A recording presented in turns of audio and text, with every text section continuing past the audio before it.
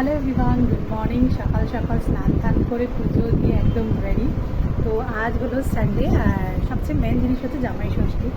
তো ওই বাড়ি যাবো। তার আগে ঘরে রান্নাবান্নাটা সেরে নিই, কারণ বাবা মা আছে, বাবা মাকে রান্নাবান্না করে দিয়ে তারপর তো বেরোতে হবে। আর ছেলেটাকে আমি কখন থেকে ডাকছি, দেখো এখনও ঘুমাচ্ছে, উঠছেই না। বললাম জামাই ষষ্ঠী কিন্তু আমরা চলে যাবো, বাবান উঠে পড়ো। তো চলো, আর আজকে ব্লগটা আমি এখান থেকেই শুরু করছি। তো ব্লগটা কেউ মিস করো না, দেখতে থাকো। তো চলো এখন রান্নাবান্না শুরু করি। এখানে ভাত হয়ে গেছে। আজকে ছোট একটা বাটিতে ভাত বসিয়ে, যেহেতু দুজনে খাবে। এখানে সকালে ব্রেকফাস্টে ডিম আমি সেদ্ধ করে দিয়েছি। এখানে ভাজি পটল, ডাল করব, আর করব হচ্ছে তোমার মাছ নিয়ে আসবে করব, আর একটু বেগুন পোড়া, একটু ধনেপাতা পেঁয়াজ দিয়ে মাখিয়ে রেখে দেবো। তো ওটাই হচ্ছে বাবা মার আজকে দুপুরের লাঞ্চ। তো চলো চট করে রান্নাবান্না সেরে ফেলি।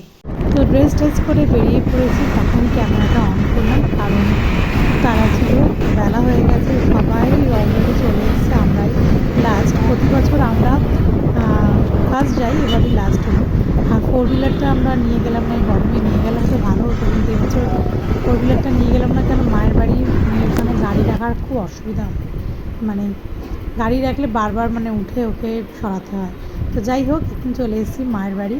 এবার আমরা ঢুকছি, আর এসে দেখছি অলরেডি চলে আসছি, আর চিৎকার চেঁচামেচি, মানে যত বাচ্চা, ছটা বোন, ও একজন তো আসতে পারে না, 5জন বোন আর 5 জামাই, বুঝতেই পারছো তো কেমন হট্টগোল হয়। তো যাই হোক, মায়ের বাড়ি চলে এসেছি, এসে দেখছি মা রান্নাবান্না করেছে, আর এসেই মা আগে ওকে ফল মিষ্টি ধরিয়ে দিয়েছে। তো ও ফল টল হয়তো একটা দুটো খেয়েছে, কেন একটু পরেই তো ভাত খেতে বসবে, এই জন্য ও বেশি ফল খায়নি, অল্প করেই দিয়েছে মা। আর এখানে একটু হাওয়া করছে, তো যেহেতু এই ঘরে এসি চলছে, সবাই এই ঘরের ভেতরেই। তো জামাই ষষ্ঠী আমরা চলে এসেছি মায়ের বাড়িতে, অনেকক্ষণ হয়েছে, তো ভিডিওটা করতে ভুলে গেছিলাম। তো এখানে কজন আছে, এই যে সবচেয়ে পুরোনো জামাই কিন্তু নতুন পায়জামা পাঞ্জাবি পরে চলে এসেছে, কচি সেজেছে। আর আমাদের দেখো কচি জামাই বুড়ো সেজে এসেছে, একটা ফের একটা পাঞ্জাবি। তো এই যে একজন একটা জোড়া, এর একদম বাইরে গেছে, ওরটা ঘরে, ওরটা ঘরে জামাইয়ের সাথে গেছে। আর এটা তো আমার না, ইয়ার্কি মারছি। তো এই যে এই কজন এসছি, বড়দি এখনো আসেনি। তো আজকে এই যে নতুন ড্রেস, আমি প্রতি কটা অকেশনে যাই, পরি না কেন, সব নতুন। এই যে মা সকাল থেকে সকাল কি দুদিন থেকে খেয়েই যাচ্ছে। এখানে মাছের মতো ডাল হচ্ছে, চিকেন হয়ে গেছে, এখানে অনেক অনেক আইটেম হয়েছে, সব পরে তোমাদের বলবো। যে জামাই, হ্যাঁ জামাই ষষ্ঠীর আইটেমটা এখন বলবো না, পরে বলবো, তুমি রান্নাটা খাও। এই যে বাবা, এখানে সব হট্টগোল, সবার ড্রেস চেঞ্জ হয়ে গেছে। ওই এক জামাই, এই এক জামাই, এই এক জামাই, আর এক জামাই, আর একটা হচ্ছে, আরেকজন হচ্ছে এখানে। তো এখানে খাচ্ছে সবাই।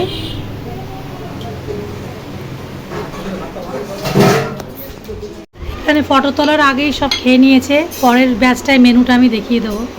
একজন তো তাড়াতাড়ি খেয়ে নিয়েছে, এখানে দুজন বসছে খেতে, আর এই যে বড় জামাই আমার কোলে, ডাইরেক্ট কোলে নিয়ে খাচ্ছে। আরেকজন খেতে বসছে। কি কি মেনু হচ্ছে লাস্টে আমি সবাইকে বলে দেবো।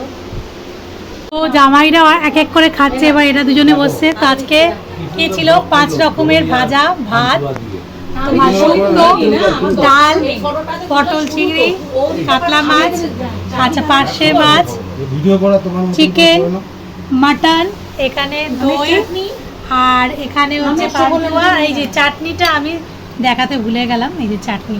তো চলো আজকের এই যে মেনু, জামাইরা সব খেতে বসছে এক এক করে। তো জামাই ষষ্ঠীতে আমি মাকে কি দিলাম, মাকে আমি দিলাম হচ্ছে ইন্ডাকশন কাম হিটার।